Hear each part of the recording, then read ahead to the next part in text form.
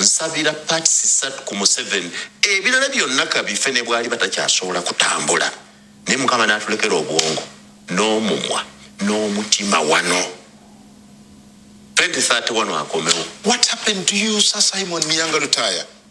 Omusajja gwozo wakanya almost obulamu bwonna kati oga ne mu 2031 ajje ne mu 2036 ajje openly bw'aba ayagala akube ne posters eza 2030 zimpe zitimbe waffe. Why? Nine kibike nayiga ku bugingo. Sir Simon, what happened to you? I wasted 20 years. Gangoba mpewo. Omusajja gwe bayita Muyanga Lutaya mu bulamu bwange sirowooza nti yali ayogeddeyo ko ku kintu eky'amagezi ekisobola okuinspiringa omuntu aba amulaba. Whatever he wants to become. Kati omanyi kiyinza okuddako ajja kugamba Museveni bw'avaako njagala ne mutabani we yaba atutwala. Kwa wanda abadde agamba nti Kyagulanyi teryamunoonya oba nakweyagala nkazanyi. Don't waste my time. Kyagulanyi teryamubaana amunoonya. Teryamunoonya ali ku bibye. Those are paid idiots. Yagamba nti emyaka 2 gamaze nga ali mu kuvuganya Mwami Museveni yejjusa kubanga abadde agubera byatategeera. Kakati nkubulira kintu kiri kimu. Abo abasajja they are paid to become fools. So ogamba nti buli abaana agamba nti Kyagulanyi teryamunoonya ali ku bibye. Ogaya malalu musibe. Noonya ne category mwe muteeka kati kankubuuze. Vice President wa Kyagulanyi mu Buganda ali luddawa? Mukomera. Vice President wa Kyagulanyi mu Western Region ali luddawa? Mukomera. Vice President wa Kyagulanyi mu Northern Region ali luddawa? Mukomera. Kakati gobeera musiru kutuuka ku saaki.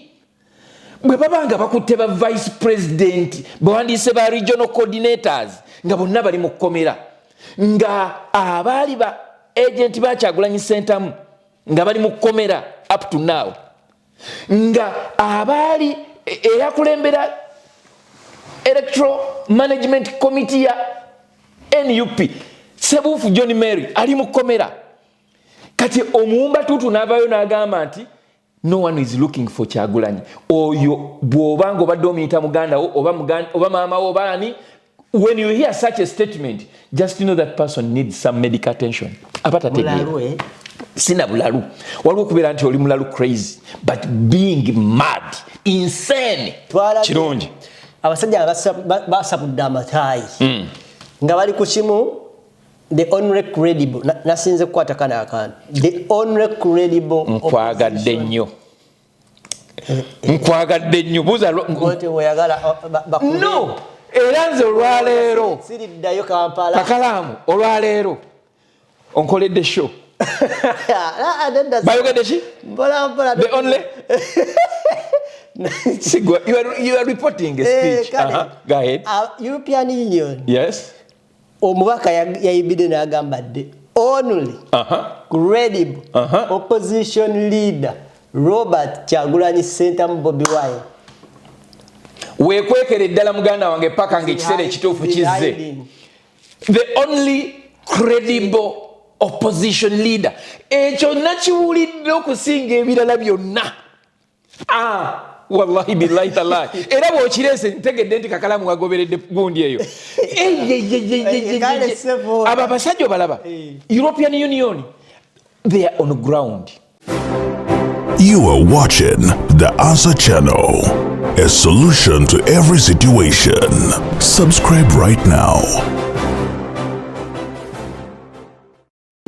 Oli muna Uganda wangalira mu diaspora, America, Canada, Australia, UK oba Germany. Ng'okola emirimu 2-3 wabula nga tofuna kadde kawummula oba kwebaka naye nga tokyasobeddwa lwaki ssente z'olina ku akaunti yo tezeeyongerako? Toli wekka, bangi kuffe twaveeka n'ebirooto eby'amaanyi wabula oluvannyuma ne twesanga tukolerera kusasula bills zokka. tusuba okubeerako ne famire zaffe era nga tuwulira tetulina kye tuyinza kukola kukyusa mbeera eno wabula singa nkugamba nti waliwo enkola esinga eya franchise digital business ebaddewo okumala emyaka 5 mu gumu mu nsi yonna esobola okuyamba okukolera ewantu wonna kasita obeera ne laptop oba essimu ssaako ne wifi nga okola n'omulimu gwo ate ekirungi nga teweetaaga bukugu bwonna wa tekinologiya ng'ezimbiddwa okuyamba abajja ku kyeyonga ffe okwekolera ensimbi esasula obudde bwo wamu n'ebyo by'osobwa tukutendeka ne tukuwabula ne ku buli mutendera ng'oyambibwako abantu ab'enjawulo abategeera gy'ova tetusuubiza mpewo wabula yeno sisitimu gy'osobola okutandika okuyiga leero bw'oba okoye okukola essaawa ennyingi nga teri kuwummula nga tetulina kyolaga kizivaamu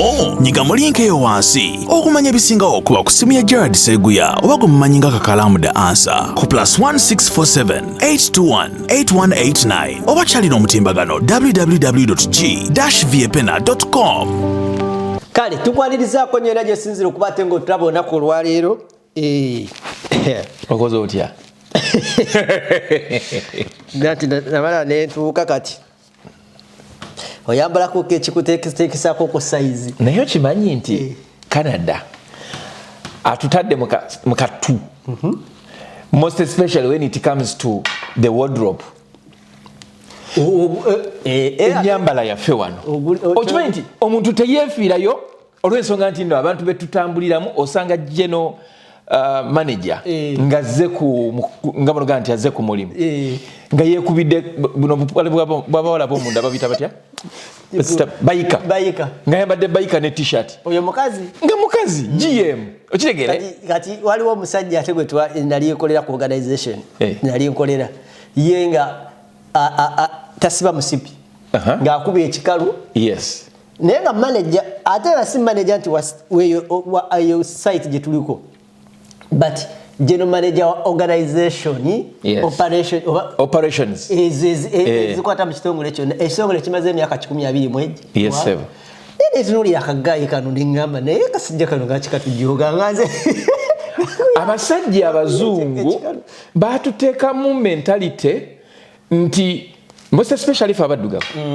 nti olina okukyusa engoye buli lunaku era nga nze entry waka Kakalamu wako olira bi ekikalu kiyisa didda gwekimanyi nti nze nalako omulimu gwe naliko nga nsinga bosoko okwambala neŋŋamba naye nfaaki nengula t-shirt amakoti nengajjamu amatayi nengajjamu nenga kati olabako fino nje bayita coming to America bwe babba robes z'aba royals babbi eza Kim ne munne naga Somi let them wear the royal robes let's dress like New Yorkers ne bagenda mu downtown ne bagula bijaketi ne bafaanana bannaye bwe mutulaba nga tuzzeemu engoye omulundi ogumu si lwakuba tetulina ngoye naye twabimanyiira nze bampa n'ekirabawo smartest person ku mulimu kati organization ye yali esomesa Fred Victor ogimanyi yali yasooka netusomesa nemala netuwa emirimu kati mu kusoma kirasi egye twalimu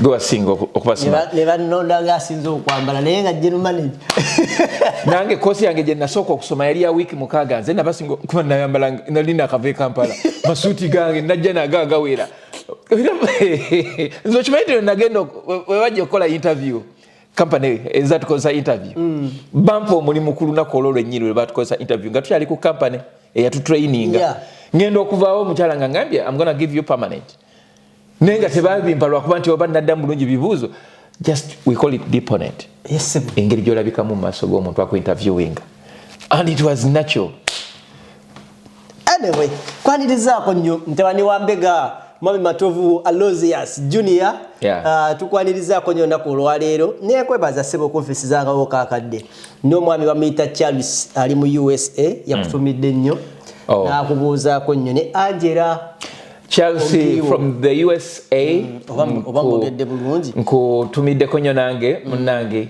nebyaka filter babiŋŋambye naye munne filter Charles Lwanga n'erinnya eryo nga ndimanyi olabika olimanyi tamanya naye sijja mwesibako nnyo ayinza okugaa nti nyina mukwano gwange bamitanga oshanana luno naye era munnaye okushanana si buli muntu nti ashanana era oshanana nga naawe wennyini oshanana newe mba siri ku kamera nshanana just for laughs. Obulamu buli butya? Alhamdulillah. Ebintu tuyinza okugamba nti bitambula. Biyinza okuba nga tebitambula nga bwe twabibala. Ne tugamba nti Mukama Katonda kyatadde mu maaso go ky'olina okwapreciatinga as you demand for the best.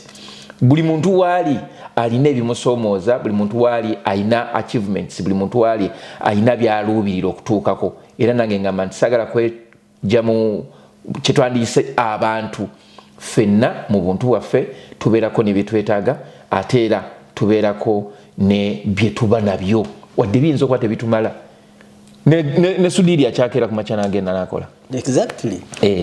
Kati tulina abasajja betwandiise bamukwata mundu bakugaa tebeebaka ate ngero oyita mu kibuga Kampala n'owulira nga bagamba nti gundi bamenye edduuka ali naye nga ate bamukwata mundu tebeebaka simanyi baba bamenye edduuka. So buli muntu tasobola kuwummula buli kaseera olina okwongera ku ekyo kyoli. Kale betuwangala nabo wano eno mu nsi zaffe zino eziri mu North America bali mu Europe okutwalize wamu nga wende tazo kubate ngo otandikawo kye bayita online business ngo yagala kubate ngo otegeera butya bwenzo kubate ngo otandikawo online business nkujjukizaako nti website ye kyagenda mu maaso so kubate ngo ogenda ku website eko n'oteekamu ennamba y'essimu amanyago ne email address. Lwaki ennamba y'essimu nti oyinza otuukayo n'olaba webbe neeyo bafuli webbe neeyo n'oba nga olina wootategedde kinyanguyira okukola follow up ku muntu oyo aba yayingidde mu website yange nenjogera naawe nenkubuuza wawuwulira nti wandyetaze okuba ate nga ofuna obuyambi wawuwulira nti no wano wobuzeemu netutambula mpola mpola niso okuba ate nga twetegeera ewataliko kakamuntu yonna yonna oba okugezaako okuconvinsinga okuba ate nga ojoyininga ekintu kyotanakuba ate nga otegeera. So www.g-bfn.com ye website bw'ogendamu bajja kwanookingira each and everything so kwate ngo biraba n'okulaba videos nga bwe ziri wadde nakyo for the benefit of our viewer. Njagala okisome mpola mpola nti www.g-viepena viepena VIEPEN viepena yes VIEPENA viepena.com oyinza okuba bulijjo ng'oyogera ng'oliawulira naye nga takitegeera bulungi so kijja kwanguyira ndowooza okutegeera olunaku olwaleero. Kaakati ne bwe tujjidde olwaleero ndowooza tugenda kunuukiriza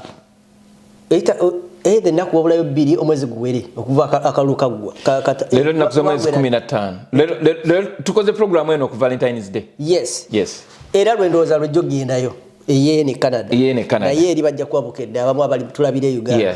So omwezi ndowooza guweze gugenda kuwera akalulu katandika ggwa naye okulangira ko gugenda kuwera buwezi kubanga balangirira nga 17 Bobi Wine Robert Kyagulanyi Ssentamu the president of the National Unity Platform kati awo Teresa the duly elected president of the Republic of Uganda whose election was stolen. Ebyo bigambo byange essebo talabikanga up to now. Yes, akasirikiro kakyaliwo kamaanyi amyansaamu nko namaana abula but ebyaddala up to now very few people basobola okugamba nti bamanyi waali nekigendererwa ki ekyokumyansa. So njagala leero tuyiteekaawo akasirikiro kanene gwe kusinziira ku bbanga ly'ogobedde ebyobufuzi. Is it a new trend? Is it a new technique? Gyolaba nti eno eyina somehow gyeyinza okuba ate etutwala on the next level. Weyajja wano eno namubuuza ekibuuzo ne mugamba tugenda kukola tutya okubeera nga this time round twetaba bwetabye mu kalulu but tugendayo with the kigendererwa n'ekyokuwangula. But I remember yagamba nti this time round ali wakati mu kugezaako okukuŋŋaanya abantu ab'enjawulo n'okubategeeza obuvunaanyizibwa bwabwe n'okumanya nti it is not all about Kyagulanyi but all of us. All of us about us. So bwate we yakinziramu naye right now yakola ogugwe nange buli omu agulaba nti yagukola. Naye where is the people abagamba nti like I don't understand. Kakubulire ebyafaayo tebyeddiringana. History doesn't repeat itself. It's only stupid people that repeat history. Kino kankyogere nga nkijja ku batera okutwala ebyafaayo nga baga nti ebyafaayo byeddiringana. Ebyafaayo bikolebwa abantu. We the people make history. Yeah. History cannot write itself, but we people write history. Mu myaka gy'ekinaana nga Museveni bamukubye akalulu nga bamubbye, yagenda e Nakasero n'agula enkumbi, n'agula ejjambiya, n'agula sengenge, ebintu by'oyinza okukozesa ng'omuntu agenda okukola kyewandiise farming. Jjukira nti omuntu yenna aba yeetabye mu kalulu abeerako kye bayita intelligence, bamufollowinga up to a certain stage. Kakati Obote mbwabuuza abasajja be, akasajja kali kuki? Kabadde kawe Nakasero. Akasembayo ke yali tattawa nnyo maanyi. Teyakawa nnyo maanyi kubanga mu butuufu Museveni mu kaseera ako mu myaka gy'ekinaana oyinza okugamba ye yali munyagwa w'ekiseera kino. Ye yali munyagwa w'ekiseera kino. Yes. Kwa munyagwa aboggolako. Kati ate mu butuufu sina munyagwa. Neera si munyagwa kuba yali amusingako katono lwa nsonga nti ekibiina kya UPM kyafunayo omubaka wa palamenti omu. Okitegeera ye yali oba DF kuba DF yafunayo kansala ate nawulidde kega teyalina kifo kyoyinza kugamba nti mwomupimira. However yafunayo omubaka wa palamenti Dr. Crispus Kiyonga okuva mu Rwenzori region. Kakati bwe bamulaba nga agula ebintu, agula ejjambiya, yagula jjambiya, enkumbi ne sengenge, migwagwagwa bikyewe bityo agenda kulima. Okitegeera enakaseraawo kubanga of course yali akimanyi nti bamukola ki, bamulaba. Bwe yavaawo n'agenda n'atwala bye yatwala state nemuvaako, bagenda okuddamu okukiwulira ng'ali mu kuyeekera. Yabakola kye bayita yabawuddiisa n'abalaga we balina okufokasinga ng'oli yabivuddeko. Yes. Kakati bo banno aba NRM abali mu NRA baali balowooza nti ne Kyagulanyi agenda kukola kintu kyekimu, nti agenda kukola ekintu kye balowooza nga bamulaba bamugoberere bakwate mmome. Kyevudde kugaa nti ebyafaayo tebyeddiringana, wabula ffe abantu abaddiringana ebyafaayo ebyo ebifaanagana n'ebyaliwo ffe tubeera abatategeera oba abataayigira ku byasooka.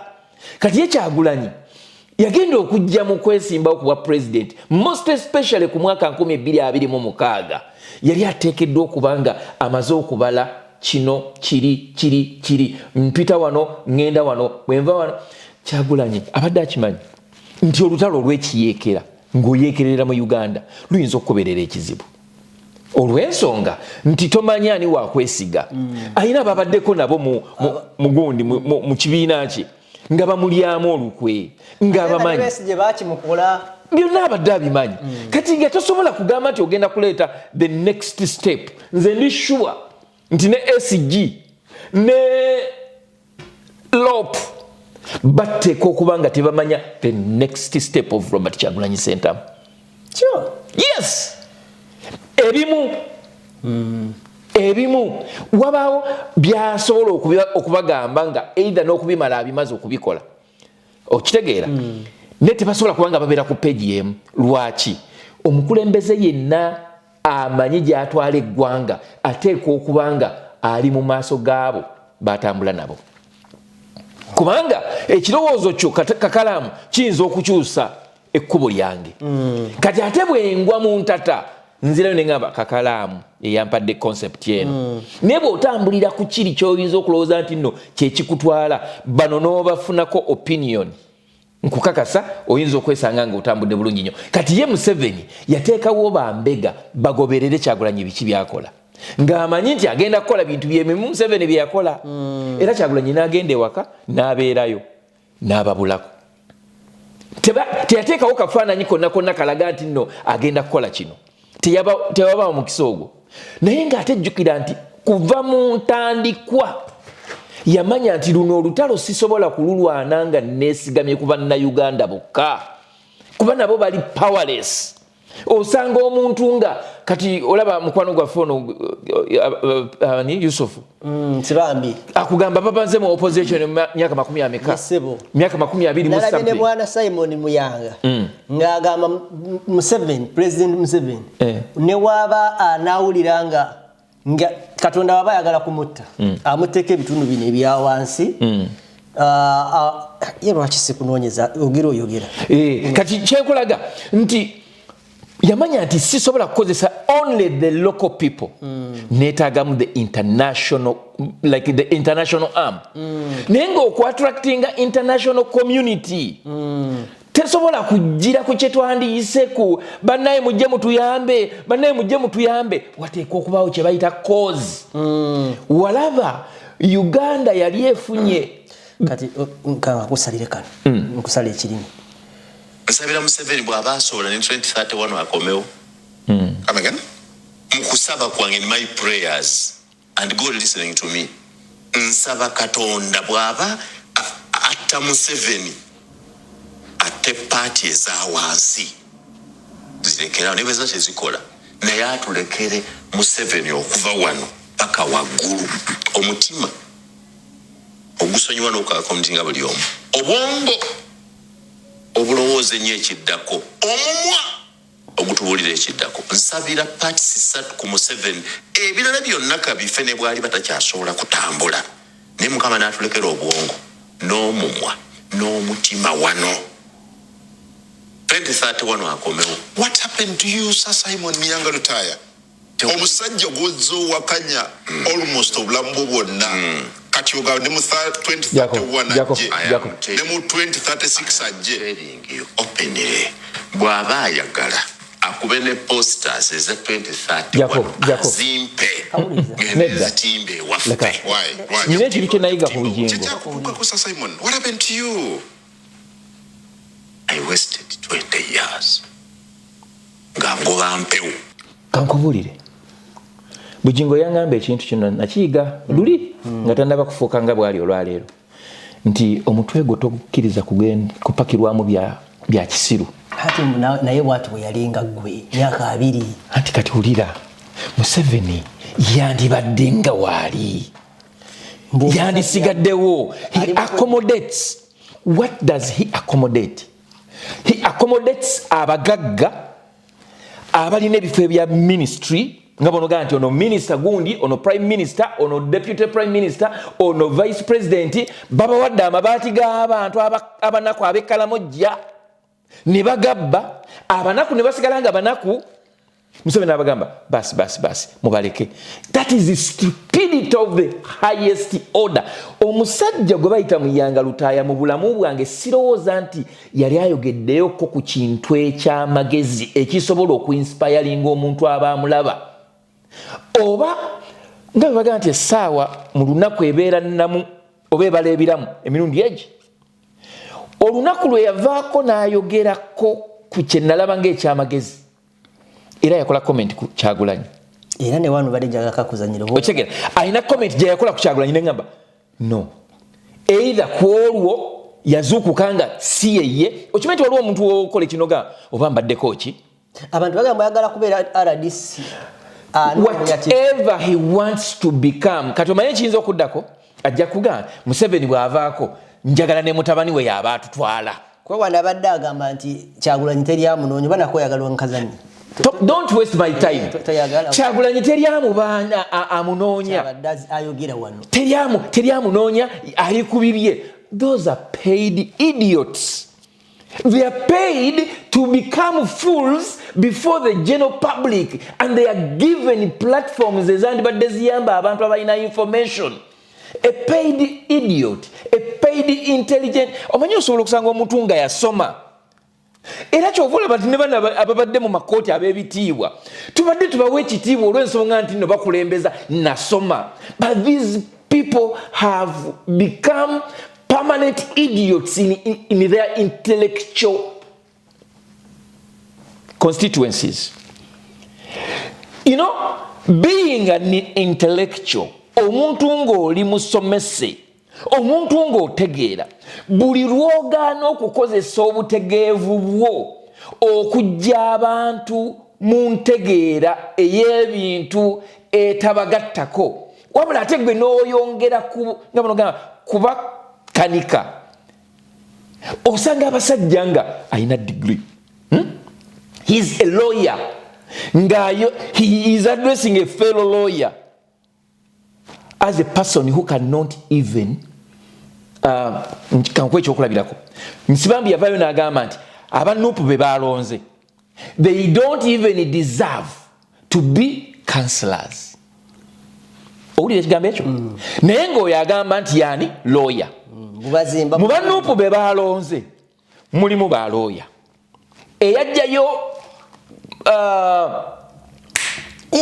owekira eyajjayo ani ono Semuju he's a lawyer. Ye yamujeyo waki weni alemu waki wa NUP eyajjayo Nsibambi Sejemba yandibadde amugjayo lwakuba nti Sejemba bamubba ne Susan Nakawuki oyo Sejemba yali abadde district chairperson wa Mpigi omuvubuka oyo kati yali yesimbyewo abasajja abalina amagezi obaka ngambe nti abasajja abayigirize naye nga kirabika amagezi amazaali tebagalina baagala okulowoozesa abantu nti bo bokka be basobola okutegeera era be balina okutegeerera abalala bonna.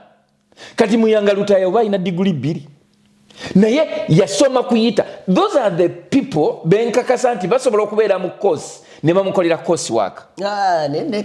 Yes. Tosobola kubanga omaze ebiseera byo ng'okoze osubmitinze tests okoze course work okoze exams novayo with such a sluggish statement. Yagamba nti emyaka 2 gamaze nga ali mu kuvuganya Mwami Museveni yejjusa kubanga omanyeso abadde agubera byatategeera.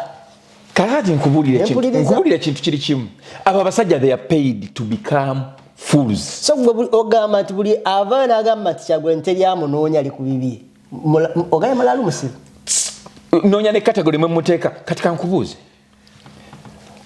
Vice President wa Kyagulanyi mu Buganda ali luddawa mukomera Vice President wa Kyagulanyi mu Western Region ali luddawa mukomera Vice President wa Kyagulanyi mu Northern Region ali luddawa mukomera Vice President wa Kyagulanyi mu Eastern Region ali luddawa yali agenzeko mu outside yafuluma yali yafuluma Nambeshe yakoma bukomi tannakomawo abadde akyali bwetu kiringa bonoga nti yagenda oba ku holiday bino ne bigwawo. I want to assure you olunaku lw'anatonya Uganda bajja muvuba bamuteke mu komera. Kakati gwobeera musiru kutuuka ku saaki bwe babanga bakutte ba vice president bawandiise ba regional coordinators nga bonna bali mu komera nga abaali ba agent ba Kyagulanyi Center nga bali mu komera up to now nga abaali eyakulembera electoral management committee ya NUP Sebufu John Mary ali mu komera. Kati omuwumba tutu n'abayo n'agamba nti no one is looking for Kyagulanyi. Oyo bw'obanga obadde omuyita muganda oba maama wo baani, when you hear such a statement just know that person needs some medical attention. Apata tegeera sina bulalu waliwo okubeera nti oli mulalu crazy but being mad insane. Such people do not even deserve to be in society. People who cannot even reason, but they are sitting and a very prominent TV station is giving that person time to talk to the people, wasting people's energy, people's yaka, data and all that. Nze nyina kati enkola gyenkola. Bwentuno nyina faces zentunulira nga sitagala kola ki. Esimu eriko efananyi by'obusegu. Lwaki? Nasalawo sikigoberera. Kati abo mbalabe ng'obutambi bw'obuseegu. Nkubuulira ekintu kye weewala. Naye ebyobuseegu abamu babeera babyagala. Ati nze mbuuzizza ggwe. Kakati naye era wekagwako. Labayo omuntu ng'alaba ebyobuseegu ate oyinza okwesanga tayagala politics. Era nga bw'alabawo politician ayitawo buyisi. N'anoonya kiri. Kati abo abasajja mbalabe nga ekyenyinyalwa ekyesittaza. Oba kitegeera olina bamekaawo botero laba abakola ng'ebintu ebyo kankwe category kati ngenda kuteekamu n'abalala bennandibadde mpita abantu ababugumyeko naye nga kati bye bakola byesittaza kati Nsibambi muteereddeyo ddala gwereddeyo Yusufu Nsibambi muteereddeyo ddala gwereddeyo. However Nsibambi nandisabye maama w'abaana mukyala Nsibambi kola ekintu kimu. If you can advise your husband to get out of the media, it will be a better solution for the many catastrophic statements zagenda okukola. He's the one person ajja kugamba nti waliwo abaana be batadde abanopo anamu batano ab'empigi yagambye nti no meeting yaabwe yeyavuddemu ekyo bateereddwa. And then nakugamba nti Museveni yagamba nti ate tasobola kubata olw'ensonga nti balina emisango balina okukola kye bandiise pre-bagay. The same person sagala gamba the same idiot kubanga amutadde mu category endala. Omuntu akugambye nti no Museveni yagamba nti tabasobola kuta abantu bano olw'ensonga nti balina okukkiriza emisango. Kati ate nakugamba nti kakati anamu batano baba batadde. What happened okuteebwa kwabo? You guys mulekerawo okuzanyira ku bulamu bw'abaana abali mu makomera nga mwagala obazanyirako political games zammwe. Ebyobugagga bye mufunye mu mancholo mu kutulugunya mu kutta ne mu kukumpanya bibamala. Abasajja bano simanya ba Munyagwa kaye waliwo ono ebadde secretary Mogezi we Bijirwa abo bonna bane politics is not a permanent job ntino yakitandika yalina okukimaliriza nedda n'abaliwo nga bakola opposition yasooka olwaliro oyinza okesanga tebaliiwo. If a person cannot see something wrong nga ekikyamu akiteekako asiigiriza akazigo ani gwe bagana ogenda okwekalakasa nga badde opposition kakati lwaki owa simanya bana bolusaniya banoonya nnyo ebya nuupu ne batayogera ku DF tebogedde ku FDC tebokedde ku CP. Why? Kubanga they are paid to be fools on platforms ezandibadde ziriko ebintu ebyamakulu nadde in fact okoze nabino okuntwala eyo mbadde nkutwale wa Kyagulanyi. Lwaki Kyagulanyi yabula mu ngeri gye yabulamu? Already yali amaze okusima omusingi oguteeka gavumenti ya Museveni mu kye twandiise mu maaso ga kamera. Ensi yonna yalaba nti kampeyini za Kyagulanyi okuva kwa Okero we kwaliwo mu bitundu by'eyiganga gwe bakuba amasasi nga ne kampeyini ziwedde. Things never turned to be the same. Ebintu byononeka. Gwe walaba ba presidential candidates bameka abatambulirangako deployment ngeyateekebwa ku mwagalo w'abandi Robert Kyagulanyi Ssentamu. Goloza Mugisha muntu eyaliko jeno mu maje yali teetaaga kubeerako convoy emugoberera. Ngoloza Munyagwa ne banne n'abalala besimanyi namanya nze sijja kulimba manyika abali besimbyewo balinga basatu bana. Ng'oyinza obbampa bonna n'obamalayo. Waliwo Munyagwa, waliwo Anthony Mabirizi, waliwo Mwami Robert Kyagulanyi Ssentamu, waliwo Museveni, waliwo Mugisha muntu, waliwo Nandala Mafaabi.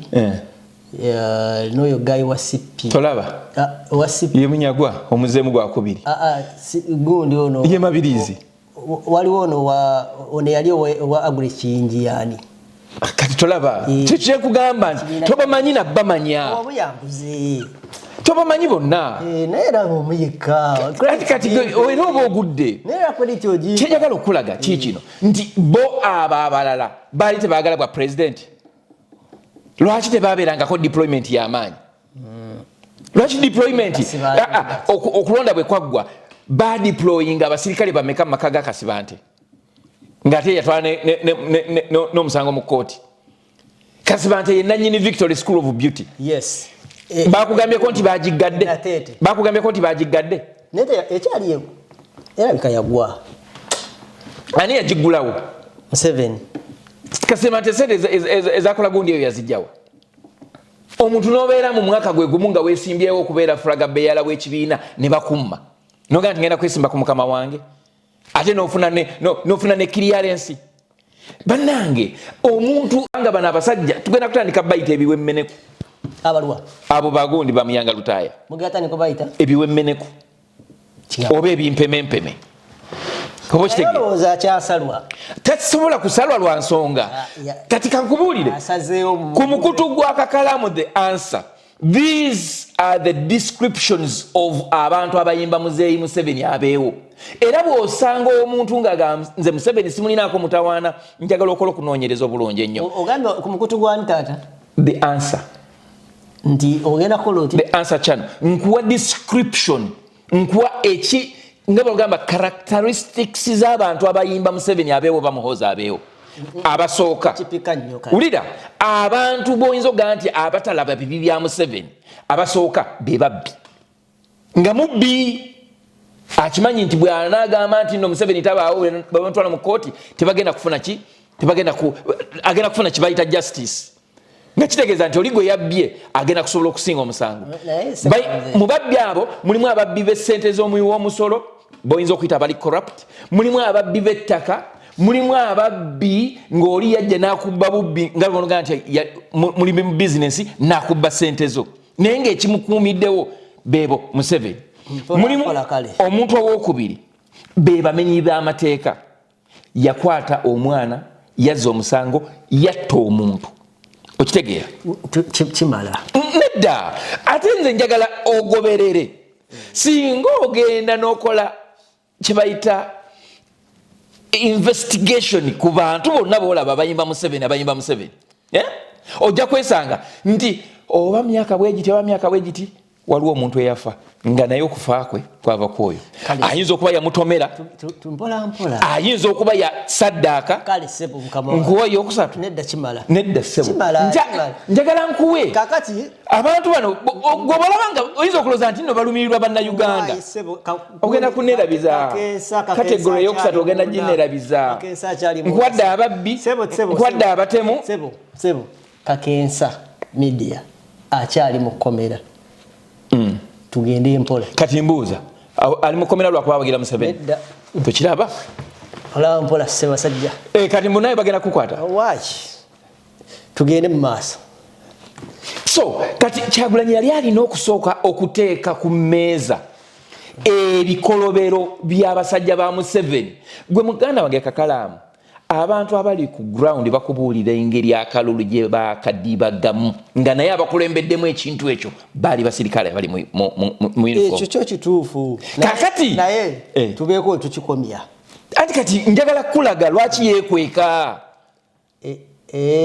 njagala kulaga lwaki yeekweka bino Museveni taba bukyanga byafaayo biwandiikibwa tewabangayo kalulu kali as messy as rigged as violent as akalulu kano ketwakavaamu 2026 ekyo genda ku record genda onoonyereza ekyo mukisa omulungi osobola n'okumanya naye nga tuva ku nsonga eno just kyenjagala okukonfaminge nti gwe engeri gy'olabamu abantu abavayo ne bagaa nti Kyagulanyi okwekweka kwe teryamunoonya ali mu bibye obayisa otya bawumba tuutu bimpemempeme they are intellectual idiots most especially aba abasoma kubanga owa boda tasobola nakyogera ekyo owa boda olira owa boda olwaleero tasobola gamba nti lwaki Kyagulanyi yeekwese ekyo kikugamba naye ab'amataayi abasajja boyinza okulowooza nti no bategeera ate kati be bakola eby'abantu abatategeera. Nze mpa nnyo respect abantu b'obutale, mpa nnyo respect omuntu ow'edduuka, mpa nnyo respect omuntu owa boda kubanga abantu abo be bayamba n'ab'amataayi okubeerawo. Gwokimanyi nti nno owa boda avuga boda yasasula ssente za MP, yasasula ssente za minisita. Ow'akatale ali mu dduuka yasasula ssente pulezidenti z'ayonoona. Okay. Njala tuddukeko okwo ku nsonga ya kati mbadde njagala nkimaleyo nti bwe yamaze okuteeka kye twandiise ebikolobero bya Museveni ne basajja be ku mmeeza, international community negamba okay bulijjo tubiwulira nga mubiteeka ku social media. Okay, is this what has been happening? Gwokimanyi nti ebitongole byonna ebyakola ku kulondoola kye bayita monitoring obaba observers abava mu East African community waliwo ekitongole ekyegatirwamu abakyala waliwo ekitongole kiri mu East Africa nakyo kiri awo oba Juma ya Patricia Goodluck Jonathan eyo IGAD then ne African Union, IGAD ne African Union, byonna byakkiriziganya ne bigamba nti this 2026 January 15th elections, they were short of the democratic standards of a free and fair election. Kati nkuwulira singa at least okimanyi nti akaluka 2020 baba ne bagamba nti kale wadde wabaliddewo obumulumulu naye it is a credible election. Ku mulundi guno it was not even aba interreligious council betulabanga kati basigala kwambala maganduula nabo bennyini at least ku mulundi guno babudde ne bagamba nti tekyadde kituufu. Kakati ng'ebyo bitongole byonna bimaze okukuwa kye bayita stamp mu international community, kyetwandise European Union, bw'ogenda mu gundi mu America oba oyisako biisa. Kati tugenda ku European Union kati. We tugenda? Wenjaga kusoko nnyonyole cause twala. Kirungi. Abasajja basabudde amataayi. Nga bali ku kimu the only credible nasinze kukwata kana akantu. The only credible. Nkwagadde nnyo. Nkwagadde nnyo buza ngote oyagala bakube. No. Era nze olwaleero siriddayo Kampala. Kakalaamu olwaleero onkoledde show. Bayogedde ki? Mpola. The only Sigwa, you are reporting a speech. Go ahead. European Union. Yes. Omubaka yayibidde n'agamba the only credible opposition leader Robert Kyagulanyi Ssentamu Bobi Wine. Weekwekere ddala muganda wange paka ng'ekiseera ekituufu kizze. The only credible opposition leader. Ekyo nakiwulidde okusinga ebirala byonna. Wallahi billahi tallahi. Era bw'okireese ntegedde nti Kakalamu wagoberedde gundi eyo. Aba basajja balaba. European Union, they are on ground. US, Russia, Israel, they are on ground. Tewali kintu kikolebwa mu Uganda kye batamanyi. One, bali mu kyetwandise security gundi za Uganda. They are in the security. Bali abatraining abasirikale. Ojo kwisanga nga mission za nga America, we have cooperation mu maje.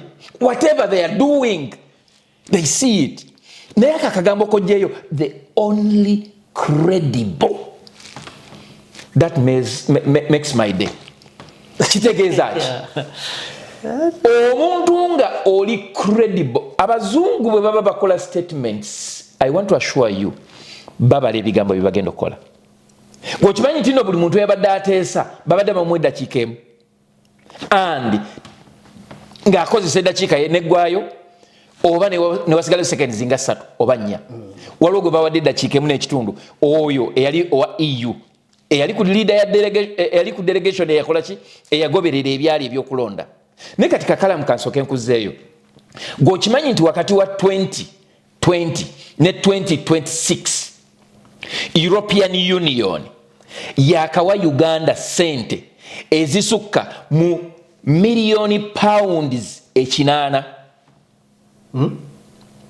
Between 2020 20 ne B26 European Union yakawa Uganda million pound. Bengamba pound, million ya pound eberamu obuwumbi. Bunanga ne kitundu. Bakawa Uganda million za pound ezisoba mu 8. Uganda ngatufuna sente z'owere. Ekyo kyekisanja ezitalina owulira ekyo kyekisanja bawayo sente ezijja okulaba enkulakulanya ya human rights n'eddembe ly'obuntu. Ne bawayo sente ezigenda mu world food, ezigenda mu byobulamu. Ne bawaddeyo sente nyingi nnyo. So bwe bakugamba nti ensonga y'akalulu ka Uganda etuuse ku kyetwandiyise order paper. Muganda wange tolowooza nti no byamannyo wenu. Kakati bino ebikolobera abakulu bano bye bakolanga nga bo balowooza nti bigenda koma Uganda, baddemu basiga akasigo bakole batya, bo baali walowooza bikoma Uganda. My dear, the world is a global village. Ekyo mbadde nzija nkibagamba wano nti ekintu kibeera e Masaka ku ssaawa 4 n'eddakiika emu ng'ali mu America yakitegedde dda. kati mbakubireko eddoboozi oba ndireko likube and threats against opposition leader Bobby Wine. My first speaker is uno de los autores, el señor. Muchas gracias, presidente. Thank you very much, President. In Uganda, the full subversion of democratic standards, abuse, severe restrictions on civic space, widespread intimidation of opposition figures, fraud, violence, and a nationwide internet blackout. How is it possible that the main opposition candidate, Mr. Bobby Wine, could have been seized by the military in his house and his family and his wife assaulted by government forces? All of these to guarantee a seventh term in office of Yoweri Museveni. It is just unacceptable, and Europe cannot accept this. I must thank all the political groups that we have convened and made a consensus about this. This is, of course, not just about Uganda. It's about supporting the hundreds of millions of Africans who seek freedom, who seek the right for their voices to be heard, who seek their fight for progress and dignity, but are not allowed to do so through violence and oppression. For decades, this European Union has been engaging with our African partners to try to support free and fair elections. I have myself participated in electoral observations on the continent, and I'm very much aware of the challenges. But we need to do more. We have the means to do more, because today it is Bobby Wine in Uganda. Last year it was Tundu Lissu in Tanzania. And next year it might be Alberto Costa Jr. in Angola.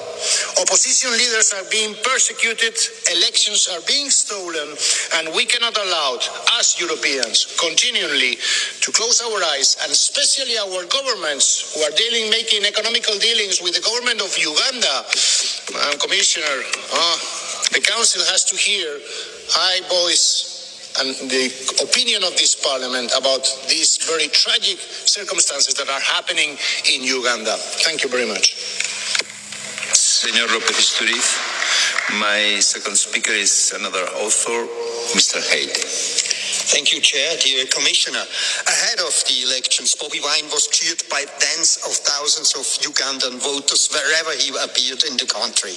Now, after the elections, he is under siege, and tens of thousands of citizens took the streets, this time in protest. The post-election situation in Uganda shows a systematic assault on fundamental rights. President Museveni's seventh term followed elections that failed to meet democratic standards, preceded and followed by mass arrests, violence, attacks on journalists, the shutdown of civil society, an internet blackout, and killings of unarmed civilians. Sajjanga boogeza manyi mbadde manyi nti ogenda kunzigirayo kali akalimu the only credible ne kaleke ono kasala n'okateekamu abantu ne bakawulira naye kye njagala okukulaba amaanyi ge boogeza si maanyi bali mugamba they will not accept it. Who's the European Union? Who is European Union? Who was the colonizer of Uganda? England. Mbeme batuta naye tebatuta batuta naye batuteekako amaaso. Omusajja agambye they will not accept it as European Union. Uganda nga Uganda twateeka omukono ku kye twandiyise the Rome Statute. I think was it 1991 early 90s, between 1991 to 1993. The Rome Statute ye declaringa ze twandise human rights fundamentals. What we're going to know, eddembe ly'abantu omanye by virtue of your birth oweebwa eddembe lyo nga teririnaako muntu yenna alina kuliteekako kkomo. Okitegeera kakati gavumenti zigenda zityoboola eddembe lyaffe mu ngeri mu oba endala. Waaliwo gye bayita Rome Statute, era oluvannyuma lwa Rome Statute there was an institution oba institutionalizing of the ICC. Bwe bamala Rome Statute ne bebuuza nti omuntu aba akoze ekintu ku bantu kye wandiyise azizza emisango ku bantu, emisango egityoboola eddembe ly'abantu, ng'ensi ezo tezisobola kubakolako, tezisobola boogerako, tugenda batwalawa. Ochobodde oze ossa abantu kati nga bagende wa president waffe Kyagulanyi ne ba assaultinga mukyala we bwe bakuba ebifaananyi ne bamala ne babipostinga bwe kibanga tolina court jogenda kuyimiriza musajja oyo yakola operation eyo. How are you going to seek for justice? That is how the International Criminal Court comes in place. Kakati bwobuuza nti European Union ya bebani gochimanyi ntino Uganda kati ndoza tugenda mu trillion nga something budget ya Uganda naye nga ate sente zetufuna mu buyambi okuvujjirirwa oyinza okwesanga nga zirika ebitundu nga 3.5 nga ziva wabweru. Almost half of our budget is like ebeera evujjirirwa. America ne European Union kati bakola kyewandiise one basket nti baleeta sente ng'ensi zonna. Luli yabeeranga nga banogamba nti oluusi Netherlands ewadde sente mu Uganda okukola kino nti Germany ewadde sente okukola kino. Kati bagamba nedda, let's have a block figure tumanyi nti as European Union tuwaddeyo sente zigenda ku project 1 2 3 4 mu bbanga lya myaka bwegiti. Kyobola nti nkugambye ojja kwesanga nga olaba Uganda hosts the largest number of refugees in Africa. Tulina ndowooza 1.5 million ba refugees kubanga ne ba refugees mu Uganda eyo nayo yafuuka business nga bwe tu exporting abasirikale ogenda okulwana entale zitatukwatako ne ba refugees nabo tubafunamu mu Uganda. Kati zino ensi ezivujjirira Uganda ziwaayo sente okulabirira abantu abo gye bali. Uganda nga government tesobola kulabirira ba refugees abo.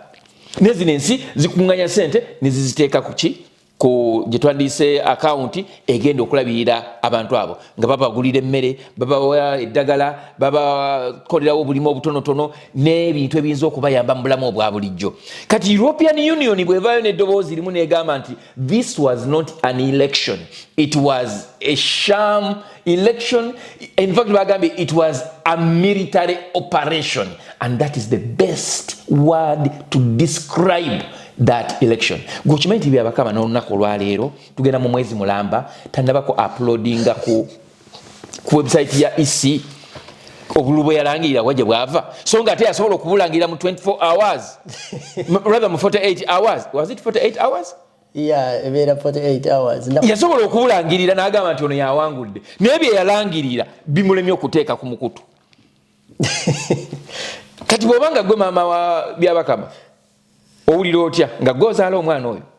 Bw'obanga gwe mutabani wa Byabakama owulira otya? Bw'obanga gwe mukyalo wa Byabakama owulira otya? Ng'ensi yonna ekubuuza walangirira n'ogamba nti Museveni yawangula akalulu naye bye walangirira bye yawangula lwaki tobiteekayo? Now my question is ekigambo kino kye bagamba mbu we shall not accept it bategeeza ki kumumamulako like I don't know, just kakati olaba ekyo kyennyini kyekiri kye nakugambye nti Kyagulanyi yamanya nti locally he cannot do it with only the local people. Okay, bagamba kati saawa eno awangudde emitima gya EU awangudde support eri international. That means if it is not a legitimate government, by the way right now nze sikiriza na muntu agamba nti tugende mu protest vote right now kwa Museveni akyali mu kisanja ky'ekirala ekikadde paka mu May akobadde okamanyi.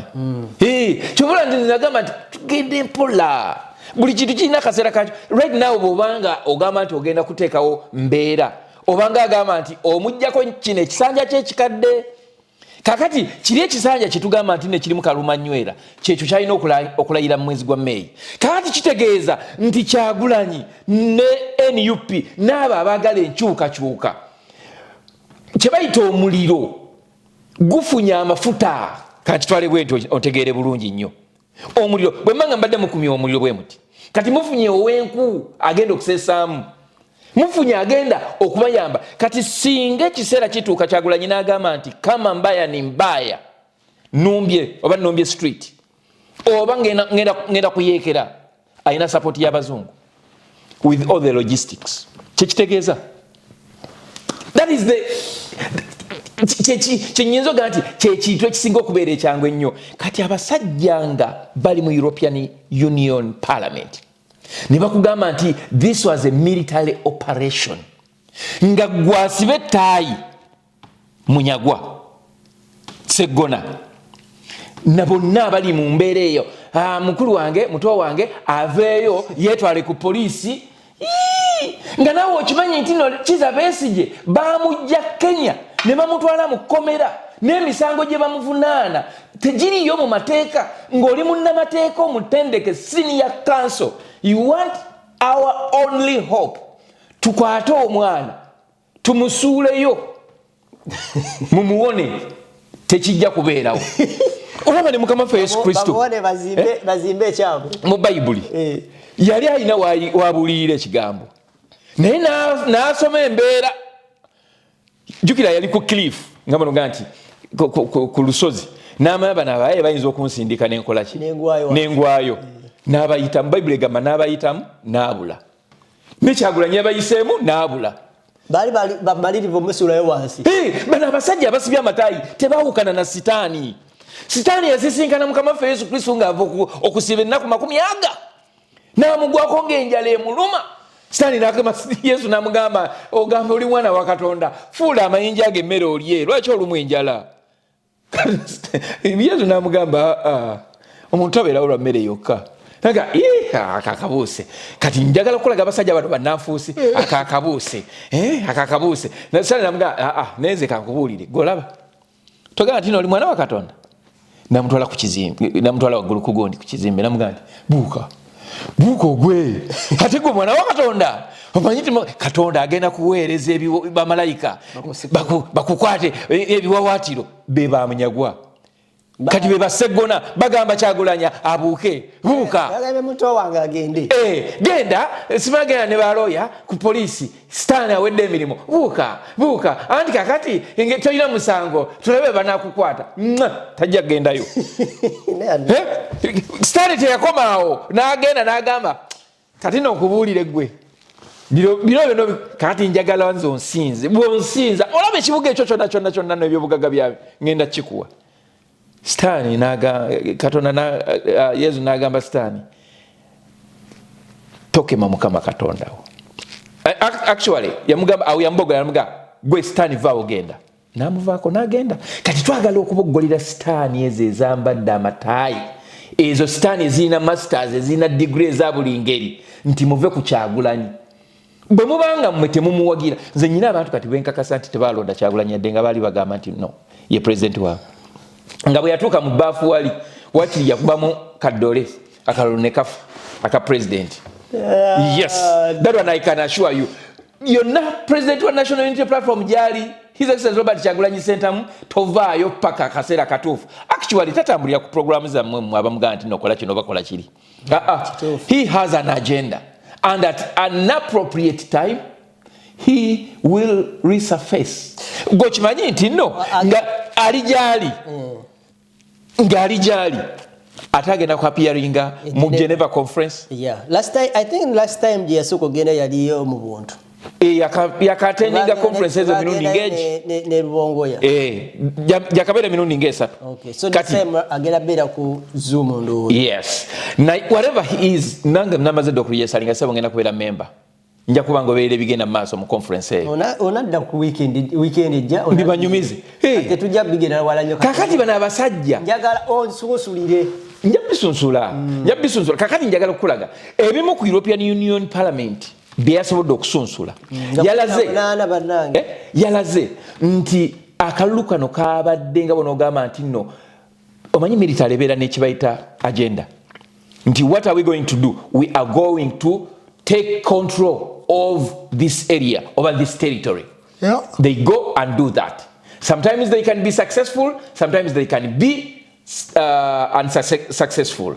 Kitegeeza buli wosanga okimanyi nti nno waliwo abantu abawangudde like elective positions obwa MOP ne balangiramu wakusatu. Ngwa Nuupu ye yawangudde eyazeeko n'abeera wa independent ng'owokusatu wa NRM ne balangirirako wakusatu. Njagala nokulika ugende gyogende eri naye nga tugenda njagala onkubiremu ko kutoki yakaluka wa speaker kwana bi mau yetaddeyo bwati Anita Mongi alinga alowooza nti kati awo yafunye kifo kye tewali ayinza kigendamu naye okusinziira ku ango eziraga balaga nti Sale Musale alinga yalonda bwa sipiika kati bonna Mawoye ku Sale yamukwatira na mbuleera yamubebedde ebbanga kati ono naye amulika amubebeera twamulabyeko ng'agendayo. Do you think Mawa is penetrating? Do you see it coming?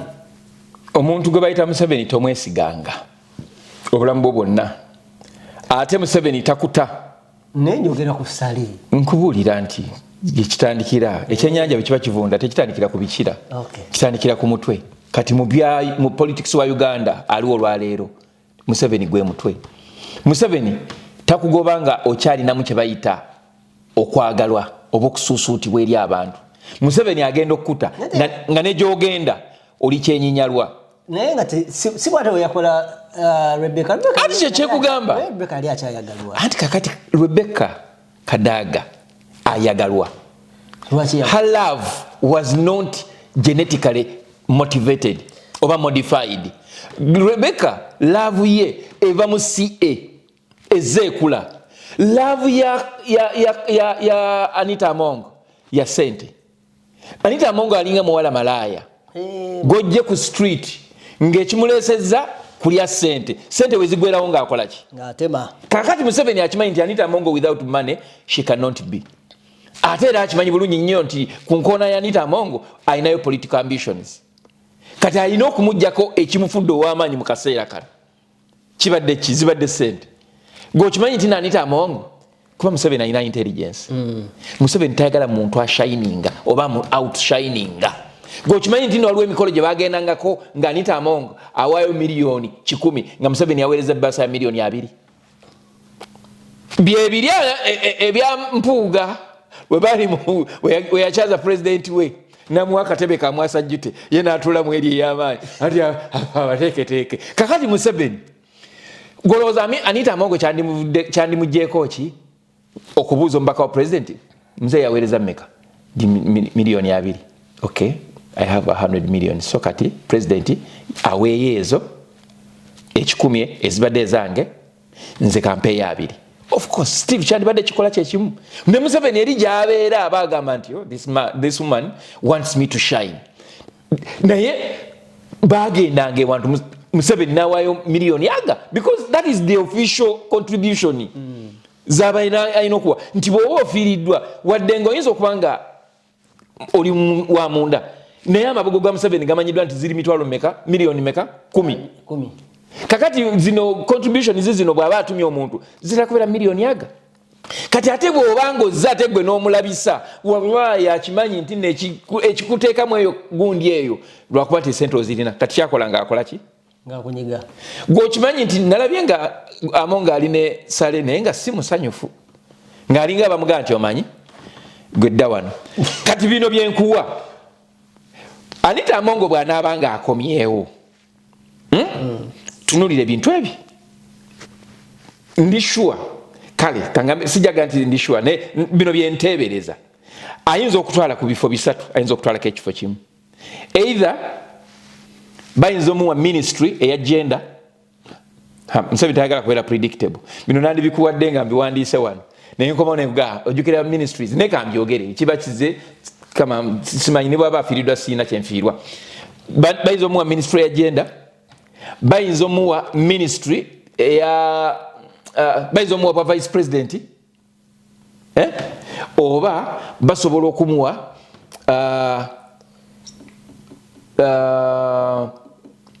owa prime minister. Naye ate wakyaliwo obuzibu awo omanyi ensonga lwaki tosobola kubeera na speaker wa parliament nga tasobola genda mu international conferences. Ninamuganza ndowooza abwagala nnyo yavuddeyo n'agamba nti temusobola kubeera ate princess oyo kati kankubuulire tolaba nti nno Namuganza ne Kadaga baali tebakolagana kati ku luno ate bagenda kukolagana. Kana akaluko bwa speaker tekanaggwa actually kyebandikoze kyandibaddewo ekiti gamba mazima gali nti tosobola kuddira muntu aliko kye bayinza kuyita bala aye n'omwongera omuwaaki. Kati Anita Amongo nga tasobola genda mu America, Anita Amongo nga tasobola genda mu Geneva, tasobola genda even if ne mu Africa wano obeera wa Uganda tobeera wa Africa, tobeera wa UAE, obeera wa Uganda. Kyobulaba nti abantu balwana nnyo sanctions obutaluma, naye waliwo ezengedde ezijja. Teeka bwaga ojaga nti wayogera. Waliwo ezengedde ezijja.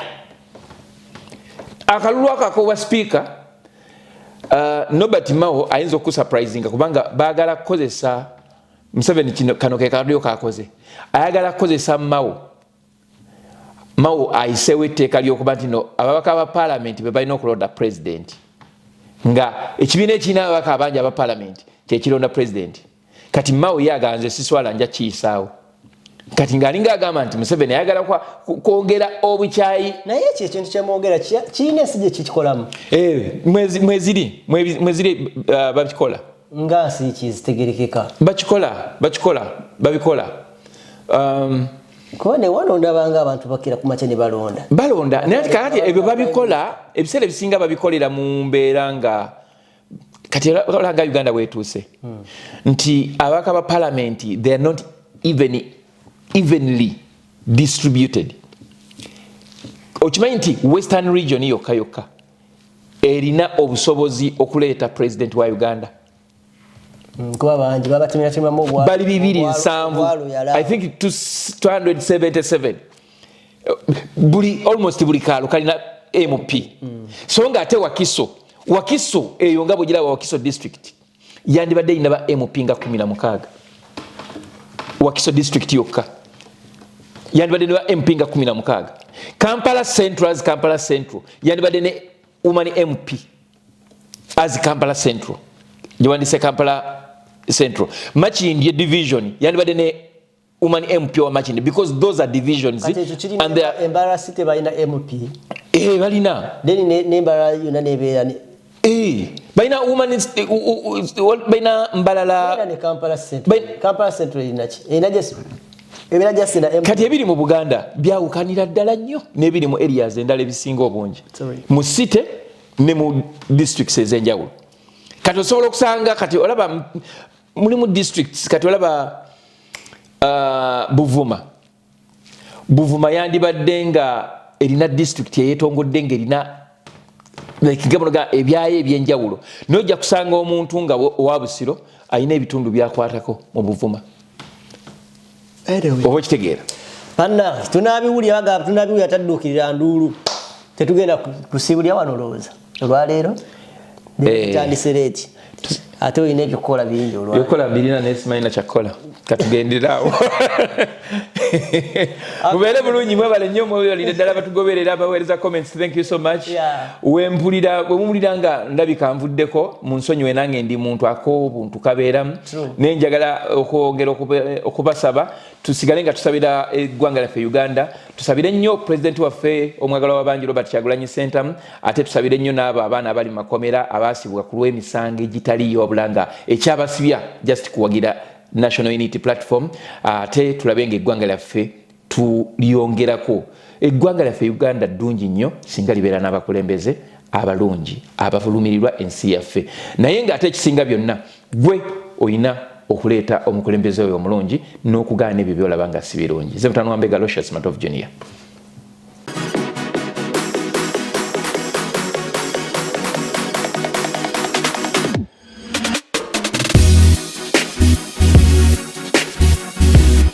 The Answer Channel, a solution to every situation.